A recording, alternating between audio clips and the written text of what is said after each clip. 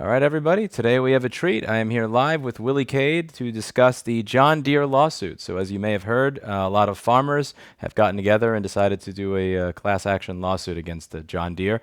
And Willie has actually read through the entire 30 plus pages of this lawsuit and meticulously gone through every single area where he thinks there may be a question or a concern. And I thought we'd go through it together. So, thank you very much for taking the time. Oh, my pleasure, Lewis. And by the way, there's not just one, there's now two lawsuits, and we know that there are more coming. So one of them, I honestly forget the states that they were. Believe one of them is in Illinois, and the other one was in Alabama or Arizona. Alabama. Alabama. Like Right, right. I shouldn't get my states wrong like that. That's insulting. But okay, so what do you think is the most important part to start off with here? I mean, I personally was just so impressed at the concept of there even being a small chance of there being an actual jury trial for John Deere, because I mean the concept of this story making its way to where 12 normal, average, everyday people get to decide what happens, I can only imagine that being a complete nightmare for John Deere. Oh, I totally agree with you. And kind of I'm gonna riff a little bit off of your what you did here. You started at the last page of the filing, and I'm gonna kind of go in reverse order too. And I want to talk about the 10 counts or the 10 accusations that they made, because the video that you did on the lawsuit a couple of days ago is pretty good about the preamble stuff. So let's start with count number one, which is conspiracy in restraint of its trade. In other words, what's being asserted here in this document is that because of the way they have engineered their products, they, John Deere, have the ability to control who gets to do what in the trade in purchasing. And that is clearly a violation of law, long-standing law. The Clayton Act and the Sherman Act were in the 1800s. I mean, this is bedrock law that we're talking about here, that they're being accused of. And the thing that's amazing to me is that when you talk to people who work for John Deere, they are clueless that they're breaking the law. Uh, I kind of wonder if that's by design. I, you know, I want to give them the benefit of the doubt. Okay. And I'm thinking it's such a cultural, we're John Deere and we're flawless and we make everything perfectly. We certainly wouldn't, our lawyers certainly wouldn't let us be doing anything that is illegal. And I got to tell you, somebody somewhere is going to start to wake up and they're going to go, wait a minute, we're in trouble here. Okay, so let me go on to the second one. And what I call the second one is called it. The second count of the filing is called a group boycott. In other words, it's taking a whole class of businesses or people and not letting them participate in the economy.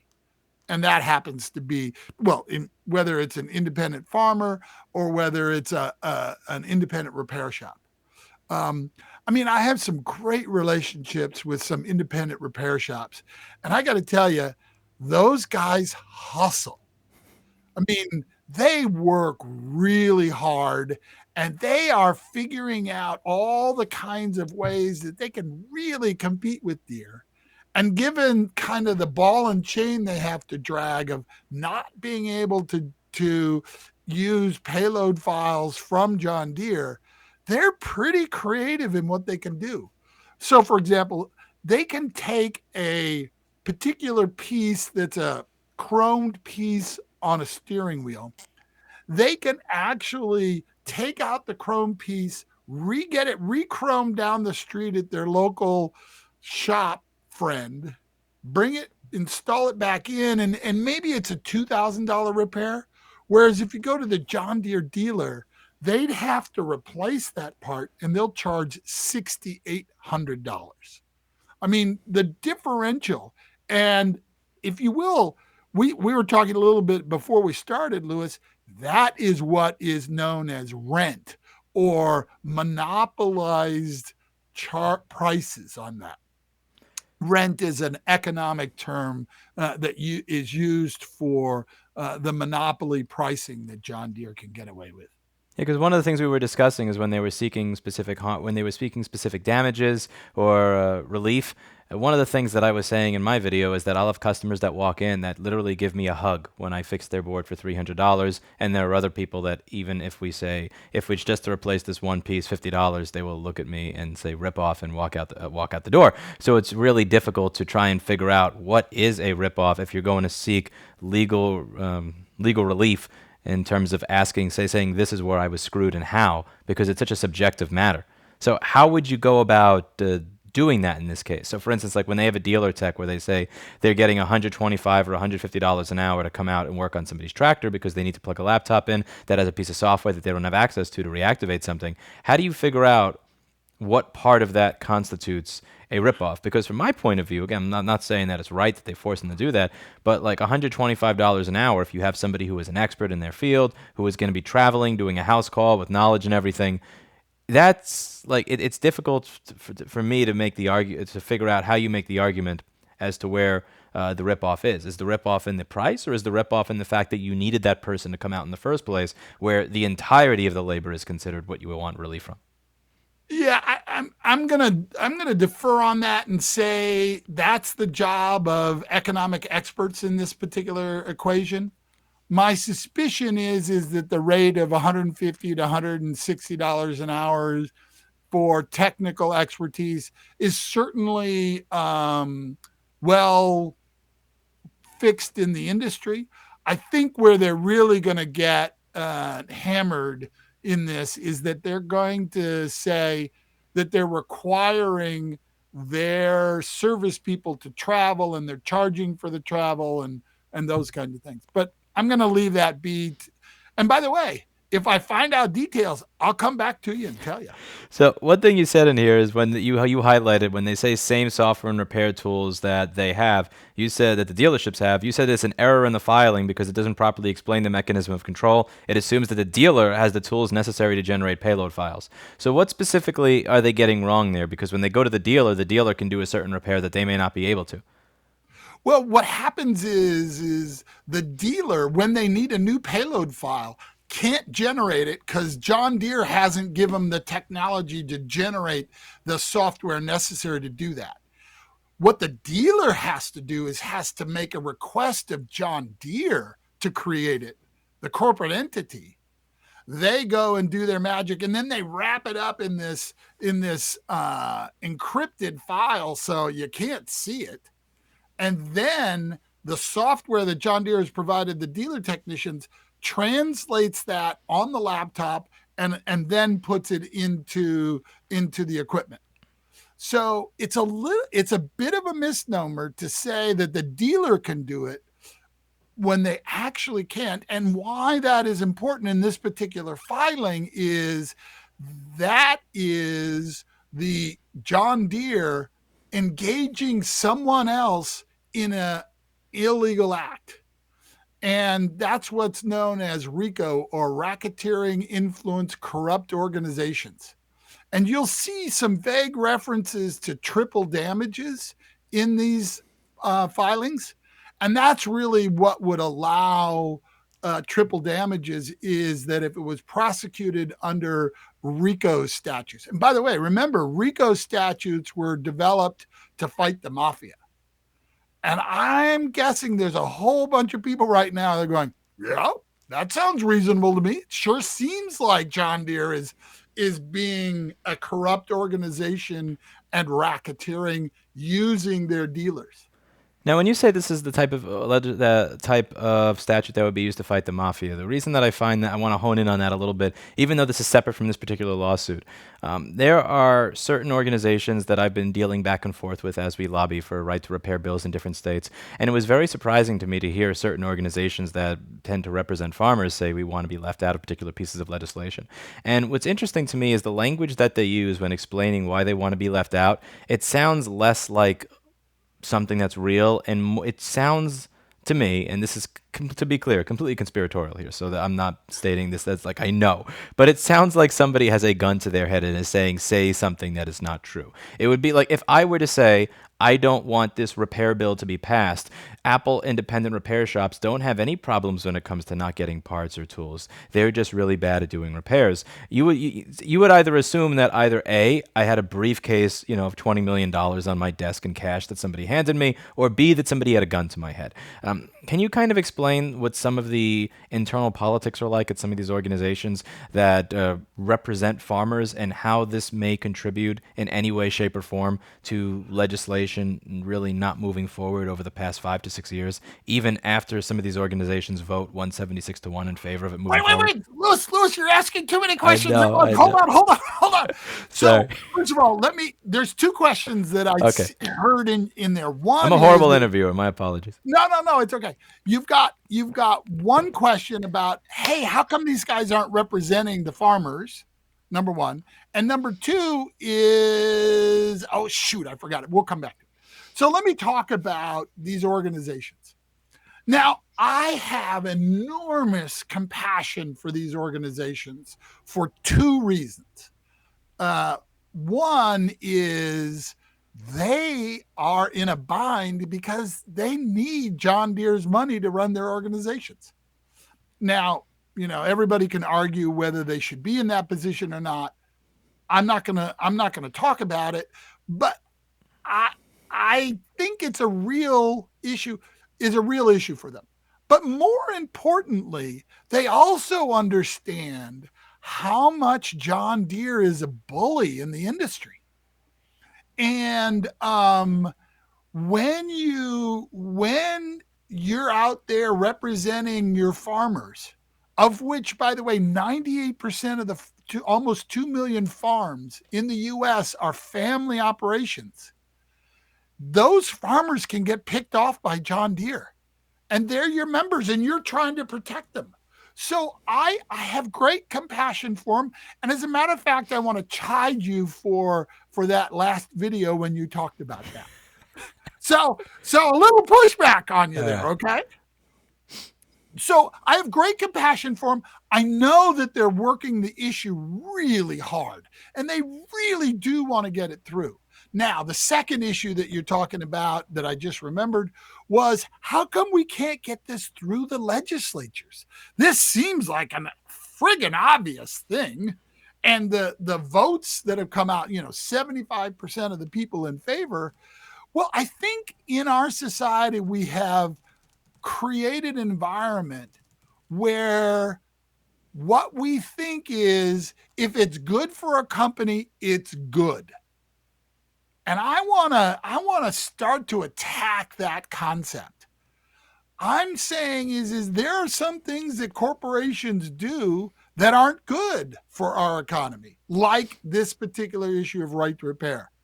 Now, is that to say that I want to destroy John Deere and all that kind of stuff? No. I just want them to compete fairly under the given laws that exist within the United States and not flout them, which they are doing. They're actually flouting the laws.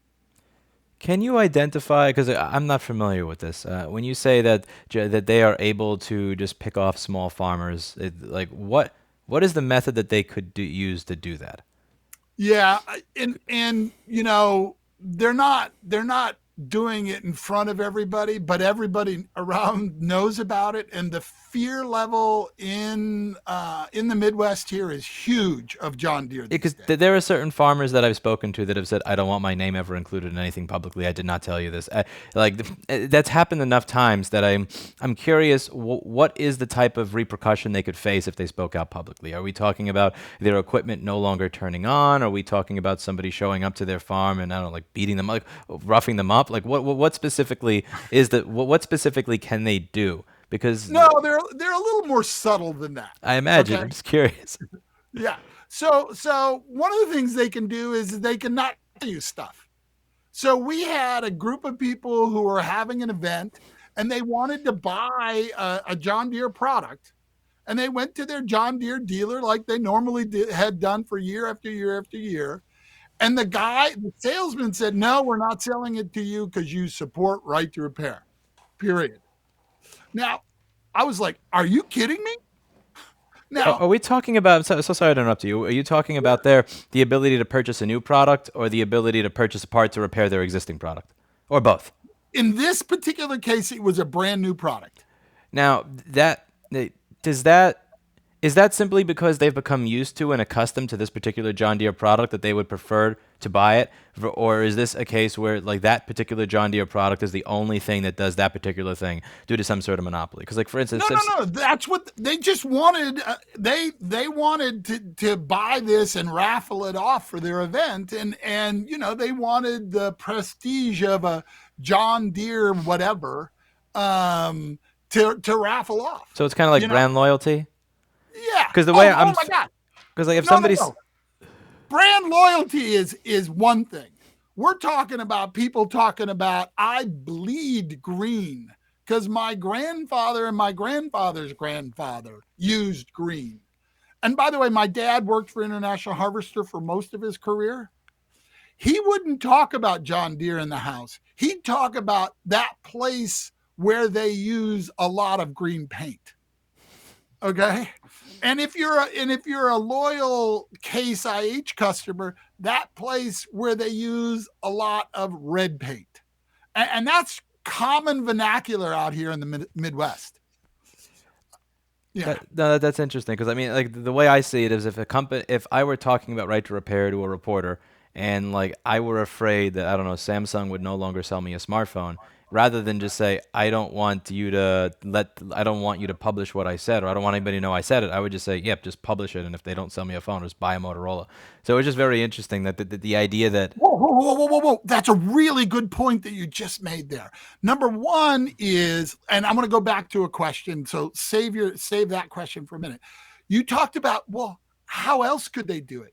Well, we have a particular farmer who's documented that he lost $48,000 on a trade in because he supported right to repair.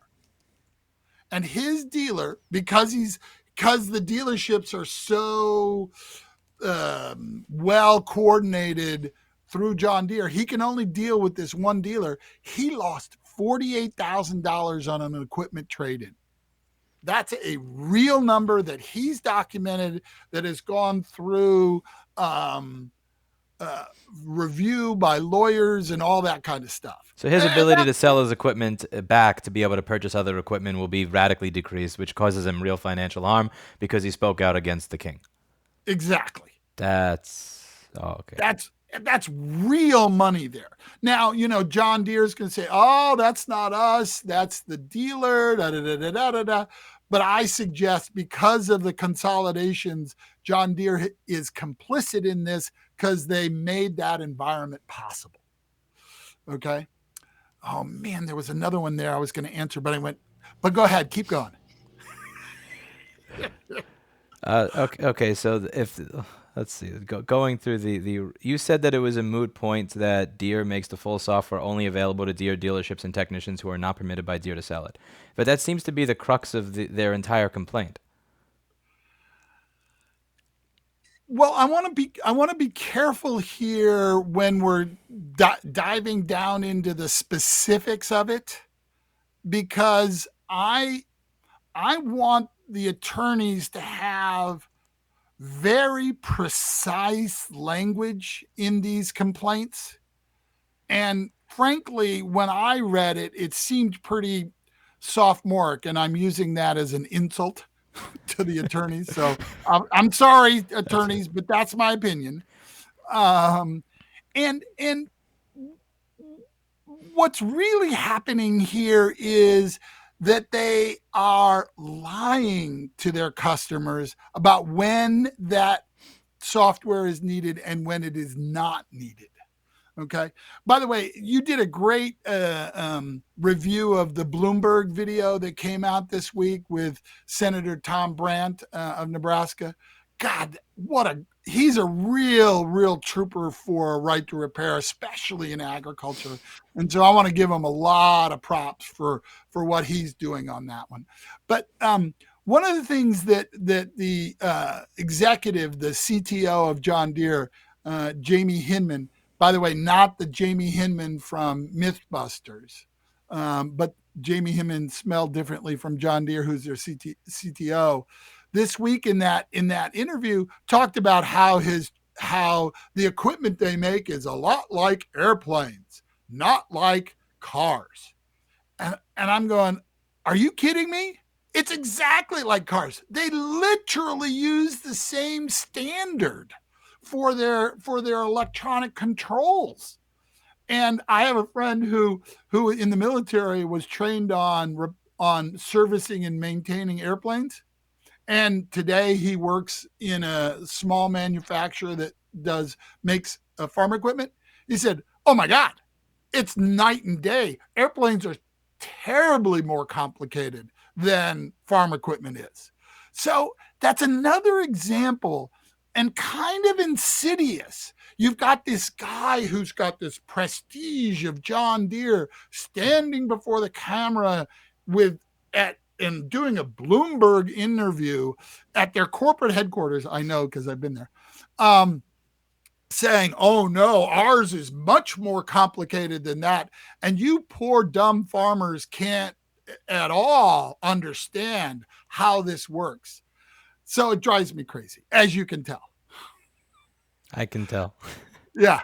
Now, by the way, when you look in those payload files, those secret files that are encrypted, what you see is almost, or it's analogous to what you see in the Windows registry. And Microsoft has got the Windows registry, has had it out there for decades. And has it created a world of problems? No. As a matter of fact, it's one of the solutions to the problems that Microsoft has had over time. And the example that I'll use is when we first started getting viruses on our computer, it wasn't Microsoft, the huge behemoth, that started to solve that problem. It was a small startup called Norton Utilities. And because they knew the ins and outs of the software of Windows, not the proprietary code, mind you, but the ins and outs, and they were able to work with it, we got solutions to viruses much sooner. And by the way, we need that kind of work today in agriculture. I've been carrying on. Sorry about that. You got me going there, Lewis. But like, I think you have people that kind of are getting the ins and outs of this, and I think those are the people that are hacking this software in foreign countries and then making it available to farmers here so that they can. Wait, I want to clear that one up too. It's not hacking. What they're doing is gray marketing. And what I mean by gray marketing is in Europe, John Deere is required to provide this software to Europeans. And what's happening is Americans are buying that software overseas and bringing it to the US. Is John Deere so like not that I'm sure somebody that would have thought of this by now, but like they don't have the idea to have like I don't know, serial numbers in their tractors or something so that the European software only works with European serials and that the American software only works with an American serial? Because that just seems like something that Apple would have thought of like 5 years ago. Well, it's kind of interesting. And by the way, all of the arguments that John Deere makes that why they can't do it, they're already doing it in Europe. And Europe seems to be considerably more restrictive than the United States when it comes to emissions in general, because what they say in the U.S. is that this is going to be used to get around emissions regulations, but our emissions regulations are more lax than emissions regulations in a country where you're already giving your farmers access to all of this to begin with. So it's really difficult to kind of square that circle, unless you're saying that the United States is ahead of Europe when it comes to caring about climate change and emissions and everything like that, which is a really difficult argument to make, particularly in a red state. Well, and see, this is the thing that's so important here is as we dive deep into this kind of issues, we start to see where their arguments just fall away and fall apart. Now, it's so important that and where that really rubber meets the road is in these hearings and testimonies when you get 2 minutes to explain something. And what are we? 25 minutes into it, and we're barely scratching the surface here. Yeah, and you get So 90 seconds before a little buzzer goes off, and then you're done. And the yeah, person that you're and explaining it to is typically texting somebody, yeah, and usually the proponents go first, and the opponents get the last word on this. which is so And frustrating. so frustrating. But you got me going there. Sorry, Les. No, it's you had said now in this suit they claim that John Deere control and the defendants, I should say, not John Deere, controlled all of the market for Deere repair services in the United States. And you said that's not true. Are you saying that's not true because you have independents that are able to do things even if they're not able to do everything, or because you have independents that are able to use this gray market software? Both actually. Yeah. So I want to make sure that when we're having this discussion, we're not doing it in a way that's got a lot of hyperbole around it, that it's real fact so that we can solve real problems for the farmers. Okay. And you're exactly right. Is they can do independents can do a lot of things, but there are certain things, and it turns out to be the most expensive repairs that they can't end up doing. And that CTO guy from John Deere, is on video in an interview saying, "Well, 98% of the repairs actually being done, quote unquote, can be done."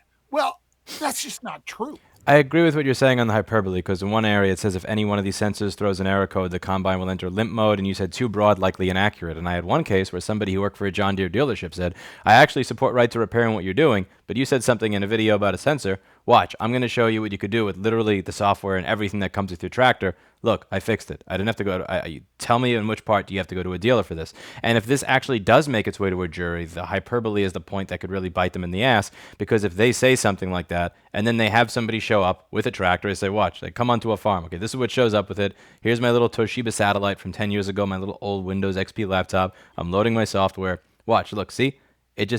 I'm able to reset this. I don't actually need any of the dealer software. That's the type of thing that's going to confuse the jury. So I think it really is important that they take their complaints and make it very specific to the items where there's no dispute.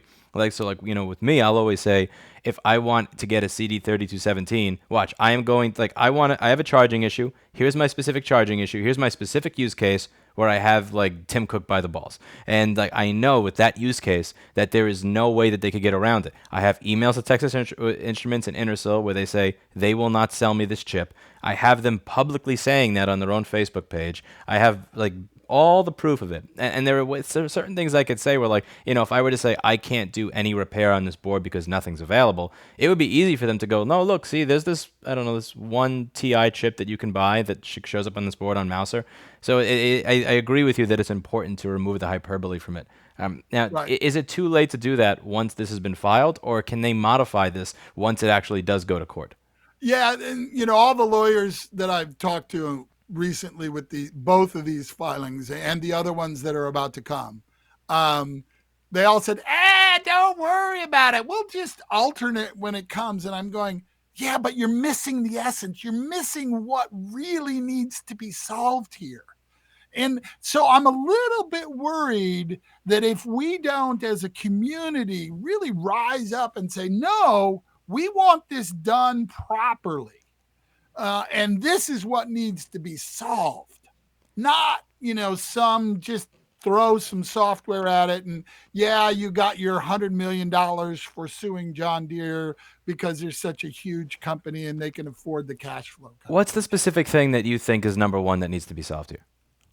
The number one thing that needs to be solved is payload files. We need to be able to either have access to it or be able to create them independent of John Deere. And and I need some little help on understanding and having this conversation. So I really want to invite your listeners to reach out to me. And is it okay if I give them my email address? Yeah, sure. You're going to Sure. get a lot of spam and a lot of interesting stuff, but you're welcome. It doesn't matter. So it's a really easy email address. It's williecade@gmail.com. That's WILLIECADE @gmail.com. And stories or, hey, Willie, this is a particular example of a problem that I have. And I want to kind of jump back to the whole payload thing and codes. So there are a series of codes in that are in the machines, and they're called latch codes, LATCH codes. And those particular codes do require a dealer to come out. And typically, those latch codes are around the issue of emissions things. But here's the important thing to understand is a single code could be categorized as a latch code by John Deere after you've bought the equipment through an update. It's kind of like the Error 53 thing that Apple did with iPhones. They can, with an software upgrade, they can change the functionality and decisions that are being made. So it's important to really kind of get our feedback from people, and so we as a community, if you will, a group think on this, get the remedies that are really going to solve this problem. Now, this ties back to one of the things that I heard from one of the people that was like trying to backtrack us pushing forward a bill in one of the states. And this also goes back to your comment where you said in one of my recent videos I was a little too hard, or you wanted to chide me for it, but you didn't get around to chiding me. So I want to remind you so you have time to. So, okay, I believe I was a little harsh there, but the reason I thought that that was warranted is when he used language that I just realized, like, if I show this sentence to any farmer in the country, they would probably punch me in the face. So I assumed some sort of either malicious intent there, or serious pressure being applied, whether in the form of positive pressure, as in money, or serious negative pressure, as in we are going to screw your constituents. So what is going on there, and where am I being unfair, if I am being unfair in any way, by pointing to this? Well, and I'm fine. I love Because the I'm way an you. asshole, so like I need to be No, no, chided from no. time to time. By the way, I love the way you just let it rip. Let it go, Bubba. That's fine. And I'm a little bit of the same. But what's important here is to understand and have, in my mind, compassion for the people who are in those leadership positions. And they're looking at the entire landscape and trying to figure out how to maneuver this whole issue. And and so I'm not saying you were wrong in what you ultimately meant, but that we've got to also take into consideration all the other elements that are going on for those people, and in a dialogue, see if what we can do is understand what their pressures are and what it is that they think they need to do, and work together to form a whole solution. And that's the difference for me. See, I don't want to get into a confrontation and didn't do this and and all that kind of stuff, because that doesn't get us anywhere. And I think we see that way too often in our society right now. Yes, that's that's an understatement. Yeah, and one of my favorites of the lawsuits is count number 9 in the second lawsuit, and it's called promissory e-stopped. And I go, what the hell is an e-stopped? And basically it says, oh, they're lying. and it's like, oh, well, that's just the legal way to say, man, they're not telling the truth out there. So I'm really looking forward to. Yeah, this And sorry, this is where it said defendant made unambiguous promises through statements to plaintiff in the class that Deere tractors could be repaired through software tools and resources made available. And this is the part where when journalists contacted them, they would that they were just looking for one instance of this ever being made available. Can you provide us an example? So you've said this. right. We're not even going to dig into it. Just show us an example of this being true, and it was just crickets. Uh, Right. Well, by the way, that was damning. I made a request for customer level John Deere service advisor. I got a quote of $5,000 for the first year, but they never. I said, okay, great, send me the order, and they said, we got to talk to John Deere first. I was like, what? Wait a minute. Here's my money. No, couldn't do it. So it's just and I'm carrying on here, and it's like I don't care about John Deere, and they're wrong and they're bad, and I don't want to say that at all. I just want to say that I think the what we've got going here in the U.S. is incredibly special. The way that it has been designed for 200 plus years now, and with the adaptations and changes that we've made, and I think if what we do is if we actually crack open this particular issue in agriculture, it will benefit so many people, and innovation will be so much broader and wider than if just one stodgy old company who's kind of stuck out along the Mississippi River in Moline is just the sole arbiter of what's happening. Now, that was pretty harsh. So that was kind of a Lewis comment there, I'm thinking. I was speaking to somebody yesterday who was talking about the sheer amount of data, or from it's a certain amount. I forget if it was like measured in square miles or acres or something of farm data that John Deere has. And somebody said, "Well, how do they get it?" And they go, "Well, think." It's like, what? They're not sending mice into your fields to measure it. They don't have somebody that flies over with binoculars. They're getting it from your tractor, and you have access to it for a certain period of time, but you only have a certain period of time to access it, where that data can be accessed for longer periods by other people. And the concept, or the theory there, was that this would allow you to be able to better understand whether you wanted to lease or purchase a given piece of land based on data on how somebody else was able to perform on that land. And there have been people that have argued that that should be a completely separate company or a separate component from the part that does the purchase. I mean, that deals with the selling and also the repair of the equipment. Oh my God, Lewis, oh my God, have we got another 3 hours here to talk about data? It is Saturday. Holy mackerel. So, first of all, uh, John Deere claims recently in an interview that they did with Swiss Bank on their investment side that John Deere has over 300 million acres of data on over 300 million acres. And if you look at how many, if all of that data was, and I don't think it is, but if it was, all of it was based in the US, that would mean that they have 94% of the harvested acres in the United States data. That's startling to me.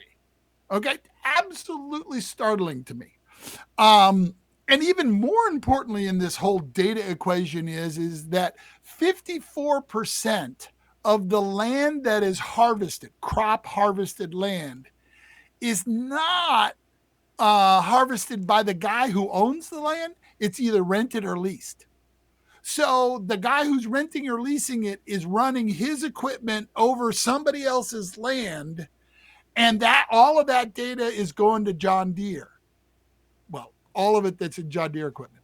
So it's like, holy mackerel, the guy who owns the land, by the way, the majority of land in the US doesn't have access to their data and can't get it. And John Deere doesn't have a mechanism to give it to them.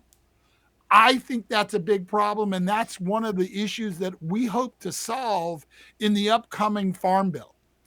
It sounds very similar to what they're doing in the EU, where a website has to tell you if they're collecting certain data, and they also have to make available to you certain data if they've collected it from you. And people have advocated for that in America when it comes to companies like Google and Facebook and everybody else. And it seems like this is a very similar trend, and it's really interesting to see how that trend follows over. Whether you're talking about using a cell phone, using a social media platform, or agriculture, that you have this one little trend, which is again, you're not able to fix what you own, and B, we are going to collect a lot of data from you, and C, you don't have access to the data that we have collected from you, but D, we are going to utilize that data in a manner that allows us to make money, allows others to make money, maybe off of your lands in the future, but you don't get access to it. Right. And by the way, I'm going to go into great detail explanations on my channel, and it's called Deer Facts, and I'm promoting myself. So, but I hope that's okay, Lewis. By all means, I'll have links down below to it. Oh, great. So, yeah, Deer Facts. And I'm going to go over in excruciating detail so that you can understand it. And what's important here about this is you and I all need to understand how the mechanisms work so that we can have that engaged conversation. And by the way, I gotta, I like my jokes, right, Lewis? Yeah. Yeah. So, like I'm not going to stand behind my grandfather's 31 patents on the manure spreader because I'm not standing behind a manure spreader. Yeah. And that's a good old classic Midwest joke. But and I like that I laugh at my own jokes. What can I tell you? So oh my God, I went off cue here. Oh well, forget it. Next time. Oh my gosh. So when you come to the Deer Facts, Oh, sweet mercy. I will build a series of videos that you can do a deep dive on and in 10, 15 minutes get some real education on what the mechanisms that are being used to implement what seems to be from these lawsuits illegal activity. What do you think the chances are of this lawsuit or the one that's going on in Alabama going anywhere? Oh, unquestionable. It's going to go a very, very long way. And so the real question I think you're asking is will it ever get in front of a jury? Yeah, that's the fun part, to be honest. Yeah. No, I want to sit in the courtroom too. I want to see So 12 people make a decision on this, and I'm very curious. And like, if 12 people make the decision that John Deere is in the right, I want to see the case that they present that makes that true. right. And here's how we can increase the odds. And you're right, it's a gamble. But the way we can increase the odds is by having a technically more accurate and more accurate representation and testimony in the trial. Because if what we get is some real precision in this, and we can present it when the two sides sit down and start negotiating this, what's going to happen on the plaintiff side is they're going to go, hey, we got a case. We know we can win this case in court. We're good enough lawyers to do it. If it's just kind of a schlock job, John Deere can, give them a couple of $1 million and they'll walk away and the lawyers will all be happy because they get a big payday. So what we really have to do here is not only these civil suits and these filings of class action suits, but we also need to get the regulators involved, whether it's the FTC, the SEC, the whole alphabet of organizations in Washington. Yeah, because I think a lot of people's cynicism lies in the. I don't know. I have about 3 or 4 checks that I hang on my refrigerator with these little magnets where they'll say, like Visa has wronged you in this way or eBay has wronged you in this way. Here's 83 cents. Here's $1.85. And I don't cash these checks because it is literally not worth my time to find my phone, log into the banking app, get my 2-factor authentication code, click deposit, sign for a check that has 53 cents. Like, Well, it's just worthless. And I think so many people are used to this that if every farmer in America gets a check for $1.85 rather than there being real change, that they will have a reason to pick up an actual pitchfork because they own them. Well, number one, I just got my Duracell class action lawsuit payment, but I got it through Venmo, which was actually kind of cool. It went directly into my Venmo account. So that was kind of fun. So there's a whole new way that this is going to be happening, but it's not going to be a couple of dollars for every farmer. This is going to be real money because we're talking about expensive repairs. The differential between a $2,000 repair and a $6,800 repair over 3 years. By the way, I would argue that it should be more than 3 years, but I may not get that opportunity. But over 3 years, over the entire 1,500 dealerships that have done repair for John Deere, that's going to be real money. I hope so.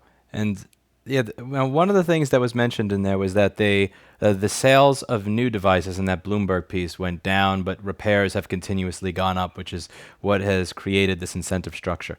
How is it that if you're selling less equipment, that you're making more? That if you're selling less of an item, I would imagine that you would have less repair business because there's less overall of it out there. Like, how does that work Well, economically? remember, this equipment is designed to last 20 or more years. So what they sold many, many years ago needs repair and parts and everything. So that's number one.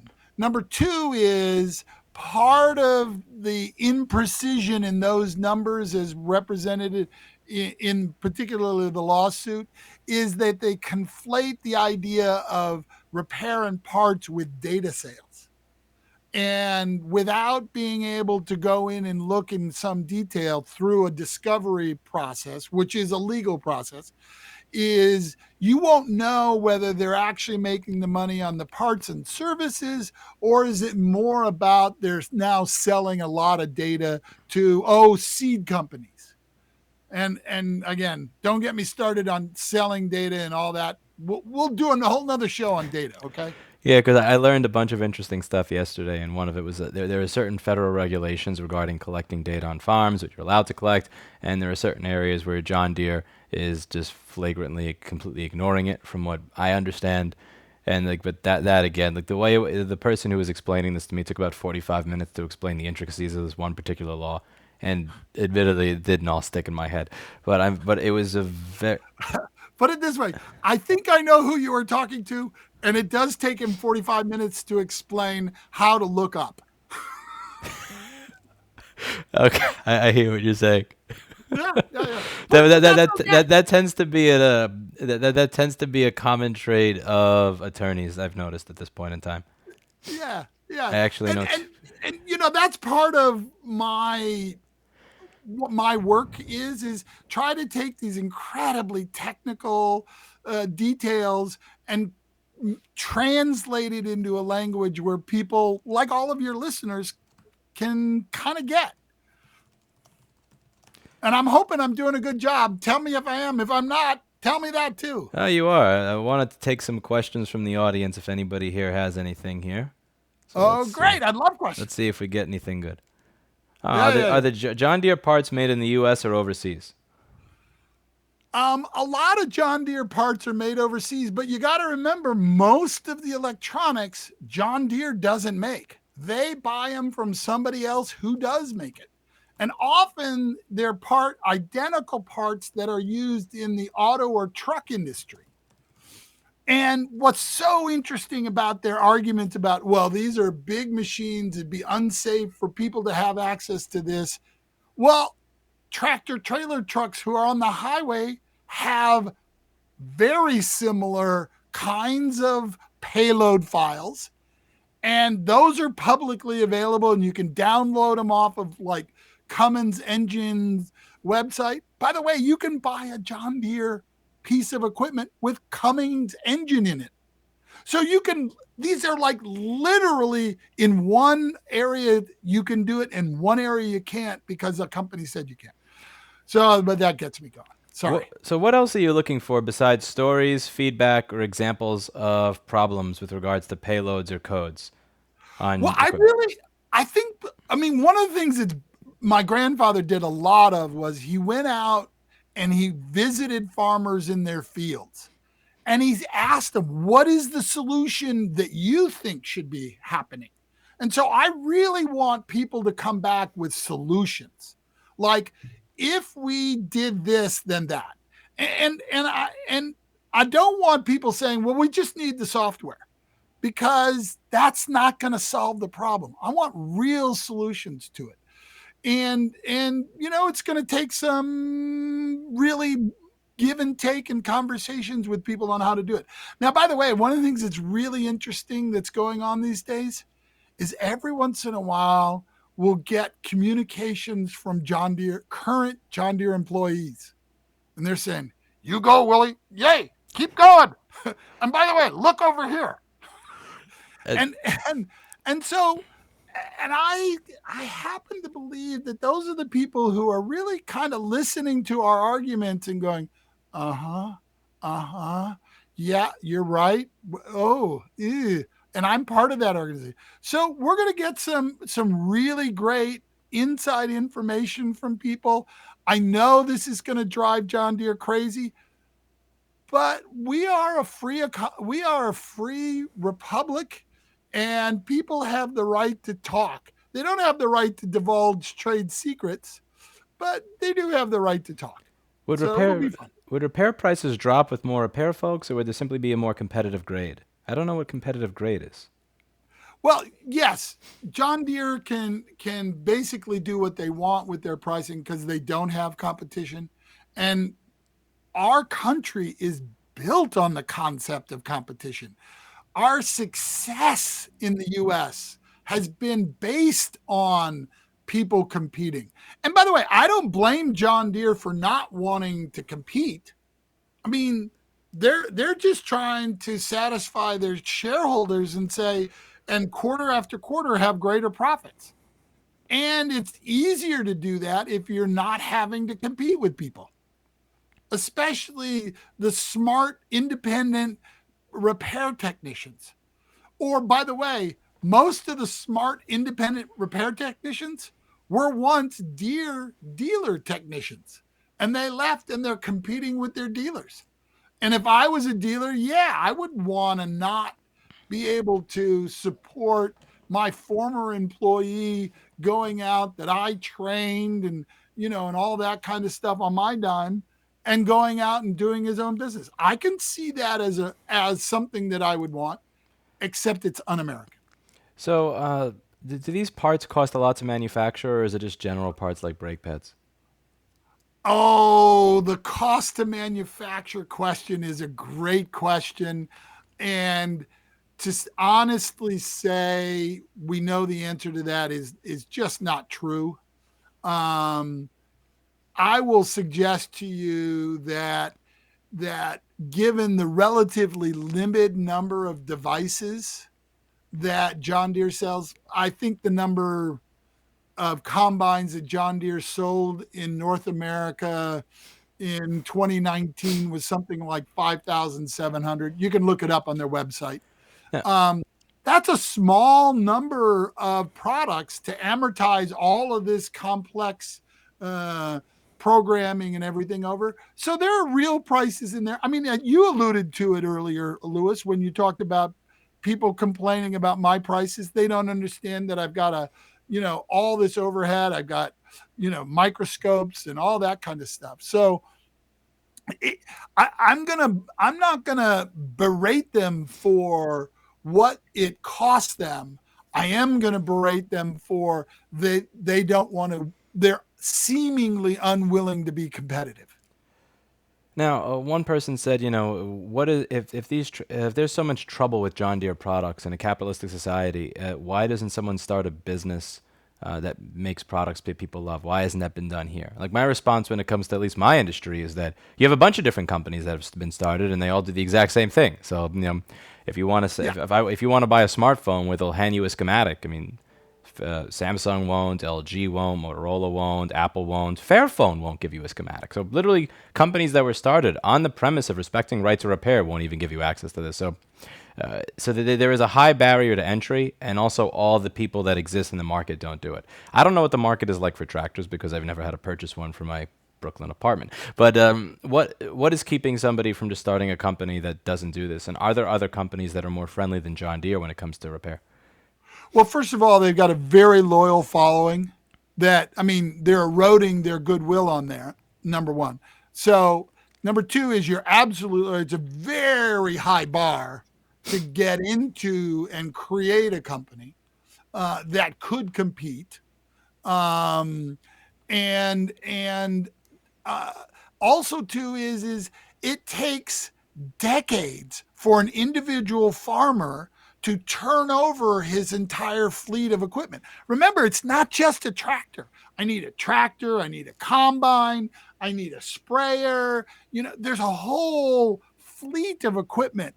And John Deere, with this software, is starting to exclude other companies, whether they be full line manufacturers or short line manufacturers, in this software process. So they're starting to close the walls in this garden wall, this walled garden. And so it's not like you can just walk down the street. I mean, it's not like, okay, I'm going to get a whole new fleet next year and I'm going to go over to Case. Well, oh, and by the way, Case is doing the same thing. Agco is doing the same thing. Kubota is doing the same thing. So if everybody's doing it, you can, and that, represents a huge percentage of the market. It's not practicable. So, what has materially changed in Nebraska since Tom Brandt has become senator? So, a lot of people are a fan of him. A lot of people like what he's done. But, like, what has changed since he beat out? I think it was Laura Epker or some, or I forget the name. It was of the senator that he beat out. Well, Tom, first of all, Tom's got guts, and I got to applaud him for he's just going for it, and the reason he's going for it is because he has personal experience as a farmer for with this issue. He knows it intimately. Whereas, most legislators are like, what are we talking about?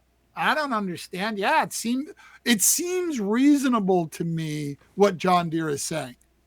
And Tom has the insight and the knowledge and the experience to understand that what John Deere is saying is fluff, and in some cases not true, literally not true.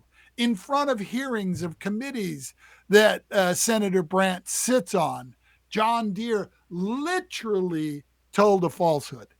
And by the way, I wrote John Deere's chief legal advisor saying, how can you have your people say this in a public hearing? That's like perjury, right? No, crickets, absolute crickets. Do you think that the recent John Deere union strikes are affecting their public perception in a way that could play a role in future litigation? I don't. I think they're two very separate and distinct issues. And kind of the culture of John Deere is one very much of, let's call it a turtle. When anybody comes at them, they get behind their hard shell and they hide. I mean, when I first started working on this, I thought, oh, I mean, I literally used my grandfather's as an excuse to go and talk to a John Deere vice president. And he was very polite to me, and he graciously was willing to meet with me and talk to me and those kinds of things. And I thought that was nice, and I thought we'd have a an appropriate conversation that really dealt with issues. And when I started to point out to him after we met via email where his comments weren't truthful, he ghosted me. He just said, I'm not talking to this guy anymore. The politeness and I gotta ended. believe I wouldn't be surprised if somewhere there's my name on a list. Go, watch out for that guy. He's crazy. He's out to get us. He's going to cause us all kinds of problems and all that kind of stuff. Actually, my intent here is to improve John Deere, to make them a better corporate citizen, not what they're currently doing. I don't want to characterize it. Well, that ends my questions for today. Thank you so much for taking the time. I really appreciate it. And where can people find you and your YouTube channel and everything else that you're doing? Great. So two things they can do for me. They can go out to Deere Facts. That's DEERE Facts on YouTube. That's my channel. And I've only got one up right now, but I'll get more up, I promise. And then the other is they can email me at williecade@gmail.com, which is, I understand there'll be a whole lot of people, and there might even be people that think I'm a creep and a badass or whatever. That's fine. Let's have the dialogue. I'm more than willing to do it. And by the way, let's end it with a joke. Okay, Lewis. So why is Deere spelled with 3 E's? I have no idea. So they can charge you more money. There we go. That All was right. Hey, Lewis, with thanks. that. Thank you for watching, and as always, I hope you learned something. I do too. Thanks, All Lewis. right, bye bye. Appreciate it.